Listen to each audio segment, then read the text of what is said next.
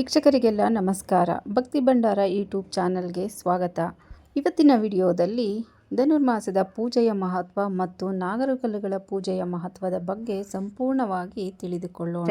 2025ರ ಧನುರ್ಮಾಸ ಯಾವಾಗ ಪ್ರಾರಂಭವಾಗುತ್ತೆ, ಯಾವಾಗ ಮುಕ್ತಾಯವಾಗುತ್ತೆ, ಹಾಗೆ ಧನುರ್ಮಾಸದ ಮಹತ್ವವೇನು, ಏನೆಲ್ಲ ಕೆಲಸಗಳನ್ನು ಮಾಡಬಹುದು, ಯಾವ ಕೆಲಸಗಳನ್ನು ಮಾಡಬಾರದು, ಧನುರ್ಮಾಸದ ಮಹತ್ವವೇನು, ಧನುರ್ಮಾಸದಲ್ಲಿ ಪೂಜೆಯ ನೀತಿ ನಿಯಮಗಳೇನು, ಮುಖ್ಯವಾಗಿ ಧನುರ್ಮಾಸದಲ್ಲಿ ಅರಳಿ ಮರದ ಪೂಜೆಗೆ ಹೆಚ್ಚಿನ ಮಹತ್ವವನ್ನು ಕೊಡ್ತೇವೆ. ಕಾರಣವೇನು, ಅರಳಿ ಮರದ ಪೂಜೆಯನ್ನು ಹೇಗೆ ಮಾಡಬೇಕು, ಎಷ್ಟು ದಿನ ಮಾಡಬೇಕು ಅಂತ ಸಂಪೂರ್ಣ ವಿಷಯವನ್ನು ಈ ವಿಡಿಯೋದಲ್ಲಿ ತಿಳ್ಕೊಳ್ಳೋಣ. ಇನ್ನು 2025ರಲ್ಲಿ ಧನುರ್ಮಾಸ ಡಿಸೆಂಬರ್ 16 ಮಂಗಳವಾರ ಪ್ರಾರಂಭವಾಗಿ ಜನವರಿ ಅಂದರೆ 1/14/2026ಕ್ಕೆ ಮುಕ್ತಾಯವಾಗುತ್ತೆ. ಸೂರ್ಯ ಧನುರಾಶಿಯಲ್ಲಿ ಇರ್ತಾರೆ, ಅದಕ್ಕೆ ಈ ಮಾಸವನ್ನು ಧನುರ್ಮಾಸ ಅಂತ ಕರಿತೀರಿ. ಈ ಮಾಸದ ಕೊನೆಯಲ್ಲಿ ಮಕರ ರಾಶಿಗೆ ಪ್ರವೇಶ ಮಾಡ್ತಾರೆ. ಆವತ್ತಿನ ದಿನವನ್ನ ಮಕರ ಸಂಕ್ರಾಂತಿ ಅಂತ ಕರಿತೀವಿ. ಹಾಗೆ ಮಕರ ಸಂಕ್ರಾಂತಿ ಹಬ್ಬ ಅಂತಾನೂ ಆಚರಣೆ ಮಾಡ್ತೀವಿ. ಮುಖ್ಯವಾಗಿ ಧನುರ್ಮಾಸದಲ್ಲಿ ಅರಳಿ ಮರದ ಪೂಜೆಗೆ ಹೆಚ್ಚಿನ ಮಹತ್ವವನ್ನ ಕೊಡ್ತೇವೆ. ಕಾರಣವೇನು, ಅರಳಿ ಮರದ ಪೂಜೆಯನ್ನ ಹೇಗೆ ಮಾಡಬೇಕು, ಎಷ್ಟು ದಿನ ಮಾಡಬೇಕು ಅಂತ ಸಂಪೂರ್ಣವಾಗಿ ವಿಷಯವನ್ನ ತಿಳ್ಕೊಳ್ಳೋಣ. ಮುಖ್ಯವಾಗಿ ಹೇಳ್ಬೇಕಂದ್ರೆ ಸರ್ಪದೋಷ ನಿವಾರಣೆಗೆ, ಗ್ರಹ ದೋಷ ನಿವಾರಣೆಗೆ ಧನುರ್ಮಾಸದ ಪೂಜೆ ತುಂಬಾ ಮುಖ್ಯ ಅಂತಾನೆ ಹೇಳ್ಬೋದು. ಧನುರ್ಮಾಸದಲ್ಲಿ ಒಂದು ದಿನ ಭಕ್ತಿಯಿಂದ, ಶ್ರದ್ಧೆಯಿಂದ, ಮಡಿಯಿಂದ ಪೂಜೆ ಮಾಡಿದರೆ ಎಷ್ಟೋ ವರ್ಷಗಳ ಕಾಲ ವಿಷ್ಣುವನ್ನು ಆರಾಧನೆ ಮಾಡಿದ ಪುಣ್ಯ ಫಲ ನಮಗೆ ಸಿಗುತ್ತಂತೆ. ಅದಕ್ಕೆ ಧನುರ್ಮಾಸದಲ್ಲಿ ನಮ್ಮ ಕೈಲಿ ಎಷ್ಟು ದಿನ ಆಗುತ್ತೋ ಅಷ್ಟು ದಿನ, ಅಂದರೆ 3 ದಿನ, 5 ದಿನ, 9 ದಿನ, 11 ದಿನ, 21 ದಿನ, ಪೂರ್ತಿಯಾಗಿ 1 ತಿಂಗಳು ಕೂಡ ಪೂಜೆಯನ್ನು ಅವರವರ ಅನುಕೂಲಕ್ಕೆ ತಕ್ಕಂತೆ ಧನುರ್ಮಾಸ ಪೂಜೆಯನ್ನು ಮಾಡ್ಬೋದು. ಒಂದು ದಿನ ಪೂಜೆ ಮಾಡಿದ್ರೇ ಎಷ್ಟೋ ವರ್ಷಗಳ ಪುಣ್ಯ ಫಲ ಸಿಗುತ್ತೆ. ಅಂದರೆ ಇನ್ನು 1 ತಿಂಗಳು ಪೂರ್ತಿ ಪೂಜೆ ಮಾಡಿದ್ರೆ ಎಷ್ಟು ಫಲ ಸಿಗುತ್ತೆ ಅಂತ ಊಹಿಸಕ್ಕೆ ಆಗಲ್ಲ ಅದು. ಇನ್ನು ಧನುರ್ಮಾಸವನ್ನ ಶೂನ್ಯ ಮಾಸ ಅಂತಾನೂ ಕರೀತಾರೆ. ಈ ಮಾಸದಲ್ಲಿ ಯಾವುದೇ ಶುಭ ಕಾರ್ಯಗಳನ್ನು ಕೂಡ ಮಾಡೋದಿಲ್ಲ. ಇನ್ನು ಧನುರ್ಮಾಸದ ಪೂಜೆಯನ್ನ ಆರೋಗ್ಯ ಸಮಸ್ಯೆ ಇರೋರು, ಸೋಮಾರಿತನ ಇರೋರು, ಮುಖ್ಯವಾಗಿ ಚರ್ಮದ ಸಮಸ್ಯೆ ಇರೋರು ಧನುರ್ಮಾಸದಲ್ಲಿ ಬೇಗನೆ ಎದ್ದು ಅರಳಿ ಮರಕ್ಕೆ ಪ್ರದಕ್ಷಿಣೆ ಹಾಕೋದ್ರಿಂದ ಸೋಮಾರಿತನನೂ ಹೋಗುತ್ತೆ, ಆರೋಗ್ಯ ಕೂಡ ವೃದ್ಧಿಯಾಗುತ್ತೆ.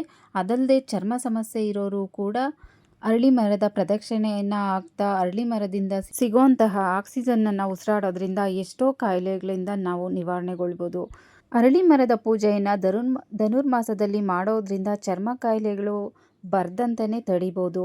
ಹೀಗೆ ಎಷ್ಟೋ ಸಮಸ್ಯೆಗಳಿಗೆ ಅರಳಿ ಮರದ ಪೂಜೆಯನ್ನು ಹೇಳ್ತಾರೆ. ಹಾಗೆ ಪ್ರದಕ್ಷಿಣೆಯನ್ನು ಮಾಡ್ರಿ ಅಂತಲೂ ಹೇಳ್ತಾರೆ. ಹಾಗಾಗಿ ಅರಳಿ ಮರದ ಪೂಜೆ ತುಂಬಾ ಮಹತ್ವವಾದದ್ದು. 9 ದಿನ, 11 ದಿನ, 48 ದಿನ ಪೂಜೆ ಮಾಡಿ 108 ಪ್ರದಕ್ಷಿಣೆ ಮಾಡಿ ಅಂತಲೂ ಕೆಲವೊಂದು ಸಾರಿ ಹೇಳ್ತಾರೆ. ಯಾಕಂದರೆ ಈ ಮರದಲ್ಲಿ ಬ್ರಹ್ಮ, ವಿಷ್ಣು, ಮಹೇಶ್ವರ ಅಂದರೆ ತ್ರಿಮೂರ್ತಿಗಳು ನೆಲೆಸಿರ್ತಾರೆ ಅಂತ. ಮೂಲತೋ ಬ್ರಹ್ಮರೂಪಾಯ, ಮಧ್ಯತೋ ವಿಷ್ಣುರೂಪಿಣೆ, ಅಗ್ರತಾ ಶಿವರೂಪಾಯ, ವೃಕ್ಷರಾಜಾಯ ತೇ ನಮಃ. ಈ ಮಂತ್ರ ಎಲ್ಲರಿಗೂ ಗೊತ್ತೇ ಇರುತ್ತೆ. ನಾವು ಅಶ್ವತ್ಥ ಕಟ್ಟೆ ಸುತ್ತುವಾಗ ಅಂದರೆ ಪ್ರದಕ್ಷಿಣೆ ಮಾಡುವಾಗ ಈ ಮಂತ್ರವನ್ನು ಹೇಳ್ಕೊಂಡು ಯಾವಾಗಲೂ ಪ್ರದಕ್ಷಿಣೆಯನ್ನು ಮಾಡ್ತೀವಿ. ಅಂದರೆ ಅರಳಿ ಮರದ ಬೇರಲ್ಲಿ ಬ್ರಹ್ಮ, ಮಧ್ಯದಲ್ಲಿ ನಾರಾಯಣ, ತುದಿಯಲ್ಲಿ ರುದ್ರ, ಅಂದರೆ ಶಿವ, ಈ 3 ತ್ರಿಮೂರ್ತಿಗಳು ನೆಲೆಸಿರ್ತಾರೆ. ಅದಕ್ಕೆ ಹೆಚ್ಚಿನ ದೈವಶಕ್ತಿ ಅರಳಿ ಮರಕ್ಕೆ ಇರುತ್ತೆ.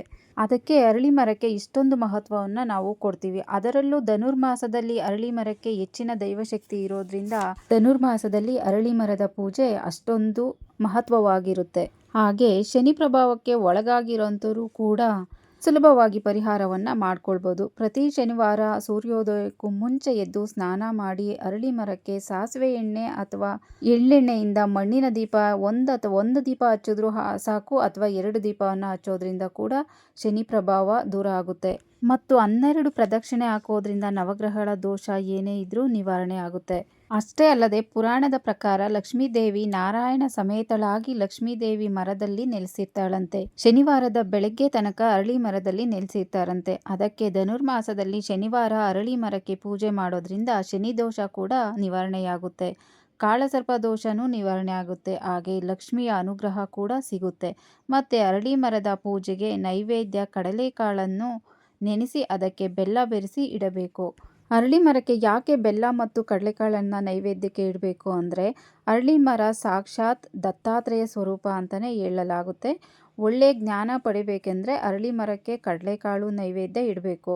ದತ್ತಾತ್ರೇಯ ಸ್ವಾಮಿಗಳು ಕೂಡ ಅರಳಿ ಮರದಲ್ಲಿ ನೆಲೆಸಿರ್ತಾರೆ ಅನ್ನೋ ನಂಬಿಕೆ. ಇನ್ನು ಧನುರ್ಮಾಸದ ಪೂಜೆ 6 ಗಂಟೆ ಒಳಗಡೆನೆ ಮಾಡಬೇಕಂದ್ರೆ ಬೆಳಗಿನ ಜಾವ ಸೂರ್ಯೋದಯಕ್ಕೆ ಮುಂಚೆ ಧನುರ್ಮಾಸದ ಪೂಜೆನ ಮಾಡಿ ಮುಗಿಸಿರಬೇಕು. ಈ ಧನುರ್ಮಾಸದಲ್ಲಿ ನೈವೇದ್ಯನೇ ವಿಶೇಷ ಅಂತ ಹೇಳ್ಬೋದು. ಕಡಲೆಕಾಳು ಬೆಲ್ಲ ನೈವೇದ್ಯ ತುಂಬಾನೇ ಮಹತ್ವ. ಅಂದರೆ ಈ ನೈವೇದ್ಯಕ್ಕೆ ತುಂಬಾನೇ ಮಹತ್ವವಿದೆ. ಇದಲ್ಲದೆ ಸಿಹಿ ಪೊಂಗಲ್ ಮತ್ತು ಖಾರ ಪೊಂಗಲ್ ಇದು ತುಂಬ ವಿಶೇಷವಾಗಿರುತ್ತದೆ ಧನುರ್ಮಾಸದ ಪೂಜೆಯಲ್ಲಿ. ಹೆಣ್ಮಕ್ಳು ಗಂಡ್ಮಕ್ಳು ದೊಡ್ಡೋರು ಚಿಕ್ಕೋರು ಎಲ್ಲರೂ ಮಾಡಬಹುದು. ಯಾವುದೇ ವಯಸ್ಸಿನ ಅಂತರ ಇರೋದಿಲ್ಲ. ಧನುರ್ಮಾಸದ ಪೂಜೆಯನ್ನು ಅವರವರ ಕೆಲಸಗಳಿಗೆ ಅನುಗುಣವಾಗಿ, ಅಂದರೆ ಮದುವೆ ವಿಚಾರಕ್ಕಾಗ್ಬೋದು, ಸಂತಾನ ಫಲಕ್ಕಾಗ್ಬೋದು ಮತ್ತು ಮಕ್ಕಳ ವಿದ್ಯಾಭ್ಯಾಸಕ್ಕಾಗ್ಬೋದು, ಈ ರೀತಿಯಾಗಿ ಸಂಕಲ್ಪನ ಮಾಡಿಕೊಂಡು ಧನುರ್ಮಾಸ ಪೂಜೆಯನ್ನು ಪ್ರಾರಂಭ ಮಾಡಬಹುದು. ಯಾರು ಈ ಪೂಜೆಯನ್ನು ಎಷ್ಟು ದಿನ ಮಾಡಬೇಕು ಅಂತ ಅಂದ್ಕೊಂಡಿರ್ತೀರೋ ಅಷ್ಟು ದಿನ ನಾನ್ ವೆಜ್ಜನ್ನು ಮಾಡಬಾರ್ದು ಮತ್ತು ತಿನ್ನಬಾರ್ದು ಮಾಡಿ ಇಡ್ಬೋದು ಅಂತ ಹೇಳ್ತಾರೆ. ಆದರೆ ಮನೆಯಲ್ಲಿ ಪೂಜೆ ಮಾಡೋದ್ರಿಂದ ಎಷ್ಟು ದಿನ ಪೂಜೆ ಮಾಡ್ತೀವೋ ಅಷ್ಟು ದಿನ ಮಾಡದೇ ಇದ್ರೇ ತುಂಬ ಒಳ್ಳೆಯದು ಅಂತ ಹೇಳ್ತೀನಿ. ಇನ್ನು ಪ್ರತಿದಿನ ತಲೆಗೆ ಸ್ನಾನ ಮಾಡಿ ಪೂಜೆ ಮಾಡೋದು ಒಳ್ಳೆಯದು. ಅದರಲ್ಲಿ ಏನಾದರೂ ಸ್ವಲ್ಪ ಆರೋಗ್ಯ ಸಮಸ್ಯೆ ಇದೆ ಅನ್ನೋರು ಒಂದಿನ ಬಿಟ್ಟು ಒಂದಿನ ತಲೆಗೆ ಸ್ನಾನ ಮಾಡ್ಕೊಂಡು ಪೂಜೆನ ಮಾಡ್ಬೋದು. ಇಲ್ಲ ಪರವಾಗಿಲ್ಲ ದಿನ ತಲೆಗೆ ಸ್ನಾನ ಮಾಡ್ಕೊಂಡೇ ಪೂಜೆ ಮಾಡ್ತೀವಿ ಅನ್ನೋರು ಕೂಡ ಮಾಡ್ಬೋದು. ಇದು ಎಲ್ಲದಕ್ಕೂ ಮೊದಲು ಮನೆಯನ್ನು ಕ್ಲೀನ್ ಮಾಡಿ ಮನೆಯಲ್ಲಿ ಪೂಜೆ ಮಾಡಿ ಸ್ನಾನ ಪೂಜೆ ಎಲ್ಲ ಮಾಡಿ ಆಮೇಲೆ ಅರಳಿ ಮರ ಪೂಜೆಗೆ ಹೋಗ್ಬೇಕಾಗುತ್ತೆ.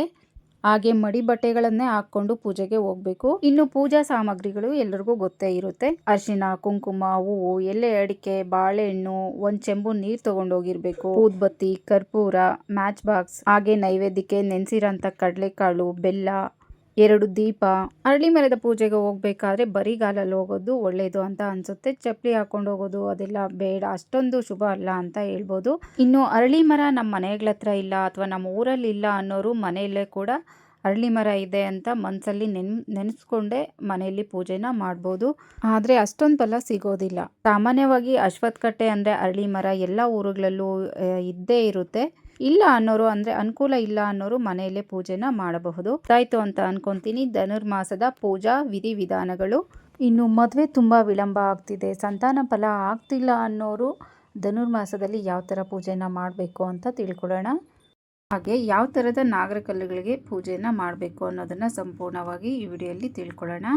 ಈ ಪೂಜೆಯನ್ನು ಯಾವಾಗ ಬೇಕಿದ್ರೂ ಮಾಡ್ಕೊಬೋದು, ಪರವಾಗಿಲ್ಲ. ಆದರೆ ಧನುರ್ಮಾಸದಲ್ಲಿ ಮಾಡೋದ್ರಿಂದ ಬೇಗ ಫಲ ಸಿಗುತ್ತೆ. ಅಂದರೆ ಇಂತಹ ಮಾಸಗಳಲ್ಲಿ, ಇಂತಹ ಸಮಯದಲ್ಲಿ, ಅಂದರೆ ಧನುರ್ಮಾಸ, ಮಾಘ ಮಾಸ ಇಂತಹ ಸಮಯಗಳಲ್ಲಿ ಪೂಜೆಗೆ ಹೆಚ್ಚಿನ ಆದ್ಯತೆ ಇರೋದ್ರಿಂದ ಈ ಸಮಯದಲ್ಲಿ ಪೂಜೆನ ಮಾಡೋದ್ರಿಂದ ಬೇಗ ಫಲ ಸಿಗುತ್ತೆ. ಸಾಮಾನ್ಯ ದಿನಗಳಲ್ಲಿ ಪೂಜೆ ಮಾಡಿದ್ರೆ ಸ್ವಲ್ಪ ನಿಧಾನವಾಗಿ ಫಲ ಸಿಗುತ್ತೆ. ಆ ಕಾರಣಕ್ಕೆ ಇಂತಹ ಪೂಜೆಗಳನ್ನು ಇಂತಹ ಸಮಯದಲ್ಲಿ ಮಾಡಿದ್ರೆ ತುಂಬಾ ಒಳ್ಳೆಯದು. ಇಂತಹ ಪೂಜೆಗಳನ್ನು ಮಾಡುವಾಗ ಯಾವುದೇ ಥರದ ಸೂತಕಗಳು ಇರಬಾರದು. ಮುಖ್ಯವಾಗಿ ಹೆಂಗಸರು ಪೀರಿಯಡ್ಸ್ ಎಲ್ಲ ಮುಗಿಸ್ಕೊಂಡು ಇಂಥ ಪೂಜೆಗಳನ್ನು ಮಾಡಬೇಕಾಗುತ್ತೆ. ಆದರೆ ಕಂಕಣ ಭಾಗ್ಯಕ್ಕೆ ಪೂಜೆ ಮಾಡೋರು ಗುರುವಾರ ಪೂಜೆನ ಶುರು ಮಾಡಬೇಕಾಗುತ್ತೆ. ಮಕ್ಕಳ ಭಾಗ್ಯಕ್ಕೆ ಪೂಜೆ ಮಾಡೋರು ಮಂಗಳವಾರ ಪೂಜೆನ ಶುರು ಮಾಡಬೇಕಾಗುತ್ತೆ. ಹಾಗೆ ಬೇಗ ಫಲ ಸಿಗಬೇಕು ಅನ್ನೋರು ಪೂರ್ತಿ 1 ತಿಂಗಳು ಧನುರ್ಮಾಸದ ಪೂಜೆಯನ್ನು ಮಾಡಬಹುದು. ಇಲ್ಲ ಅಂದರೆ 9 ದಿನ, ಅಟ್ಲೀಸ್ಟ್ 11 ದಿನ ಆ ಥರ ಪೂಜೆಯನ್ನಾದರೂ ಮಾಡ್ಬೋದು. ಇನ್ನು ಎಲ್ಲಿ ಪೂಜೆ ಮಾಡಬೇಕಂದ್ರೆ ನಾಗರಕಟ್ಟೆ ಅಥವಾ ಅಶ್ವತ್ಥಕಟ್ಟೆ ಇರುತ್ತಲ್ವ, ಅಲ್ಲಿ ಅರಳಿ ಮರ ಮತ್ತು ಬೇವಿನ ಮರ ಮಧ್ಯೆ ಇರುವ 3 ನಾಗರ ಕಲ್ಲಿಗೆ ಪೂಜೆನ ಮಾಡಬೇಕಾಗುತ್ತೆ. ಒಂದೊಂದು ಕಡೆ ಅರಳಿ ಮರ ಮಾತ್ರ ಇರುತ್ತೆ, ಒಂದೊಂದು ಕಡೆ ಬೇವಿನ ಮರ ಮಾತ್ರ ಇರುತ್ತೆ. ನೀವಿರೋ ಕಡೆ ಯಾವ ಥರ ಇದ್ದರೆ ಅದಕ್ಕೆ ಪೂಜೆನ ಮಾಡ್ಬೋದು. ಆದರೆ ಅರಳಿ ಮರ ಇರಲಿ, ಬೇವಿನ ಮರ ಇರಲಿ, 3 ನಾಗರ ಕಲ್ಲಂತೂ ಇರಬೇಕು. ಮಧ್ಯೆ ನಾಗದೇವತೆ ಇರ್ತಾರೆ. ಒಂದು ಕಡೆ 5 ತಲೆ, 7 ತಲೆ, 9 ತಲೆಯ ಸರ್ಪ ಇರುತ್ತೆ. ಇನ್ನೊಂದು ಕಡೆ 2 ಸರ್ಪಗಳು ಕೂಡ ಸುತ್ತಕೊಂಡಿರೋ ಥರ ಇರುತ್ತೆ. ಈ ಥರ ಇರೋ 3 ನಾಗರ ಕಲ್ಲುಗಳಿಗೆ ಪೂಜೆನ ಮಾಡಬೇಕು. ಯಾಕೆಂದರೆ ಮಧ್ಯದಲ್ಲಿ ನಮಸ್ಕಾರ ಮಾಡ್ತಿರೋ ನಾಗದೇವತೆ ಜಗತ್ಕಾರಣಿ ಮಾನಸಾದೇವಿ. ಇನ್ನು 7 ಎಡೆ ಸರ್ಪ ಇರೋದು ಅಸ್ತಿಕಾ ಮಹಾಮುನಿಗಳು. ಇವರು ಮಾನಸಾದೇವಿಯರ ಪತಿ. ಇನ್ನು 2 ಸರ್ಪಗಳು ಸುತ್ತಕೊಂಡಿರೋ ಥರ ಇರೋದು ಮಾನಸಾದೇವಿ ಮತ್ತು ಅವರ ಗಂಡ ಅಸ್ತಿಕಾ ಮಹಾಮುನಿಗಳು. ಅಂದರೆ ಸುತ್ತಕೊಂಡಿರೋದು ಗಂಡ ಹೆಂಡತಿ. ಅದಕ್ಕೆ ಈ ಥರ ಇರೋ ನಾಗರ ಕಲ್ಲುಗಳಿಗೆ ಪೂಜೆ ಮಾಡಿದರೆ ಬೇಗ ಕಂಕಣ ಬಲ ಕೂಡಿ ಬರುತ್ತೆ.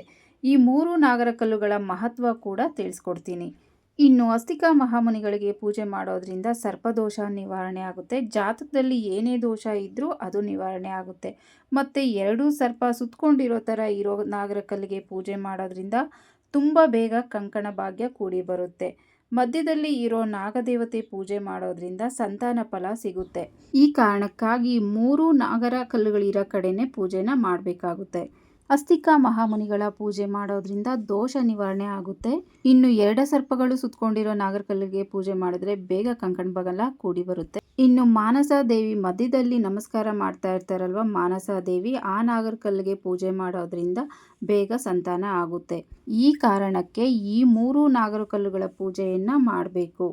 ಫ್ರೆಂಡ್ಸ್, ಇದಕ್ಕೊಂದು ಕತೆ ಇದೆ. ಪರೀಕ್ಷಿತ ಮಹಾರಾಜ ಹಾವು ಕಚ್ಚಿ ಸತ್ತೋಗ್ಬಿಡ್ತಾರೆ. ಅವರ ಮಗನಾದಂಥ ಜನಮೇಜಯ ಕೋಪಗೊಂಡು ಮಹಾಸರ್ಪ ಯಾಗವನ್ನ ಮಾಡಿ ಸರ್ಪಗಳ ವಂಶವನ್ನೇ ನಾಶ ಮಾಡೋದಕ್ಕೆ ಪ್ರಯತ್ನ ಪಡ್ತಾರೆ. ಒಂದು ದೊಡ್ಡದಾದ ಹೋಮಕುಂಡವನ್ನು ಮಾಡಿ ಅದರಲ್ಲಿ ಎಲ್ಲ ಸರ್ಪಗಳನ್ನು ಬಲಿ ಕೊಡಬೇಕು ಅಂತ ಹೋಮವನ್ನ ಮಾಡ್ತಾ ಇರ್ತಾರೆ. ಇದನ್ನ ತಡೆದು ಸರ್ಪಗಳ ಸಂಕುಲವನ್ನ ಉಳಿಸಿದಂಥವರೇ ಅಸ್ತಿಕಾ ಮಹಾಮುನಿಗಳು. ಈ ದಿನ ಅಂದರೆ ಸರ್ಪಗಳನ್ನು ಸಂರಕ್ಷಣೆ ಮಾಡಿದ ದಿನ ಶ್ರಾವಣ ಮಾಸದ ಶುಕ್ಲ ಪಕ್ಷದ ಪಂಚಮಿ ತಿಥಿಯಾಗಿರುತ್ತೆ. ಹಾಗಾಗಿ ಆ ದಿನವನ್ನು ನಾಗರ ಪಂಚಮಿ ಎಂದು ನಾವೆಲ್ಲ ಆಚರಣೆ ಮಾಡ್ತೀವಿ. ಈ 3 ಥರದ ನಾಗರಕಲ್ಲುಗಳಲ್ಲದೆ ಬೇರೆ ಬೇರೆ ಥರ ಎಷ್ಟೋ ಥರ ನಾಗರಕಲ್ಲುಗಳಿರುತ್ತೆ. ಅದನ್ನು ಎಷ್ಟು ಜನ ಗಮನ ಹರಿಸಿರ್ತಾರೋ ಇಲ್ವೋ ಗೊತ್ತಿಲ್ಲ. ಒಂದೊಂದು ಕಡೆ ಒಂದೇ ನಾಗರಕಲ್ಲನ್ನು ಪ್ರತಿಷ್ಠಾಪನೆ ಮಾಡಿರ್ತಾರೆ, ಒಂದೊಂದು ಕಡೆ 2 ನಾಗರಕಲ್ಲನ್ನು ಪ್ರತಿಷ್ಠಾಪನೆ ಮಾಡಿರ್ತಾರೆ, ಒಂದೊಂದು ಕಡೆ 3 ನಾಗರಕಲ್ಲನ್ನು ಪ್ರತಿಷ್ಠಾಪನೆ ಮಾಡಿರ್ತಾರೆ, ಒಂದೊಂದು ಕಡೆ 4, 5, 7, 9, ಒಂದೊಂದು ಕಡೆ ಒಂದೇ ಕಲ್ಲಲ್ಲಿ ಒಂದೇ ಹಾವಿರಂಥ ನಾಗರಕಲ್ಲನ್ನು ಪ್ರತಿಷ್ಠಾಪನೆ ಮಾಡಿರ್ತಾರೆ, ಒಂದೊಂದು ಕಡೆ ಒಂದು ಕಲ್ಲಲ್ಲಿ 2 ಹಾವು ಇರೋಂಥ ನಾಗರಕಲ್ಲನ್ನು ಪ್ರತಿಷ್ಠಾಪನೆ ಮಾಡಿರ್ತಾರೆ. ಹಾಗೆ ಎಲ್ಲ ನಾಗರಕಲ್ಲುಗಳಿಗೂ ಒಂದೊಂದು ಕಲ್ಲಿಗೂ ಒಂದೊಂದು ಅಂದರೆ ಅದರದ್ದೇ ಆದ ಒಂದೊಂದು ಕಾರಣ ಇರುತ್ತೆ, ಒಂದೊಂದು ಕಲ್ಲಿಗೂ ಒಂದೊಂದು ಮಹತ್ವವಿರುತ್ತೆ. ಅದಕ್ಕೆ ಮದುವೆ ನಿಧಾನ ಆಗ್ತಿದೆ, ಸಂತಾನ ಭಾಗ್ಯ ನಿಧಾನ ಆಗ್ತಿದೆ, ಜಾತಕದ ದೋಷ ಕಳೀತಿಲ್ಲ ಅನ್ನೋರು ಇಂತಹ ನಾಗರಕಲ್ಲುಗಳಿಗೆ ಪೂಜೆನ ಮಾಡಬೇಕು. ಒಂದೊಂದು ಸಮಸ್ಯೆಗೂ ಒಂದೊಂದು ಕಾರಣ ಇರುತ್ತೆ, ಎಲ್ಲ ಸಮಸ್ಯೆಗೂ ಒಂದೇ ಪರಿಹಾರ ಸಿಗೋಲ್ಲ. ಹಾಗಾಗಿ ನಮ್ಮ ಸಮಸ್ಯೆ ಏನು, ಯಾವುದರಿಂದ ಪರಿಹಾರನ ಮಾಡ್ಕೊಳ್ಬೇಕು ಅನ್ನೋದನ್ನ ಸರಿಯಾಗಿ ತಿಳ್ಕೊಂಡು ಮಾಡೋದ್ರಿಂದ ಎಲ್ಲ ಸಮಸ್ಯೆಗೂ ಪರಿಹಾರ ಸಿಕ್ಕೇ ಸಿಗುತ್ತೆ. ವೀಕ್ಷಕರೇ, ಇದಾಗಿತ್ತು ಧನುರ್ಮಾಸದ ಪೂಜಾ ವಿಧಿವಿಧಾನ ಮತ್ತು ನಾಗದೇವತೆಗಳ ಮಹತ್ವ. ಈ ಮಾಹಿತಿ ನಿಮಗೆಲ್ಲ ಇಷ್ಟ ಆಗಿದೆ ಅಂತ ಅಂದ್ಕೊತೀನಿ. ಇಷ್ಟ ಆದರೆ ದಯವಿಟ್ಟು ಒಂದು ಲೈಕ್ ಮಾಡಿ, ಹಾಗೆ ಯಾರೆಲ್ಲ ನೋಡ್ತಿದ್ದೀರೋ ಸಬ್ಸ್ಕ್ರೈಬ್ ಮಾಡ್ಕೊಂಡು ಸಪೋರ್ಟ್ ಮಾಡಿ ಅಂತ ಕೇಳ್ತಾ ಇವತ್ತಿನ ವಿಡಿಯೋನ ಮುಗಿಸ್ತಾ ಇದ್ದೀನಿ. ಮತ್ತೊಂದು ಮಾಹಿತಿ ಜೊತೆ ಭೇಟಿ ಆಗ್ತೀನಿ ಅಂತ ಹೇಳ್ತಾ ಧನ್ಯವಾದಗಳು.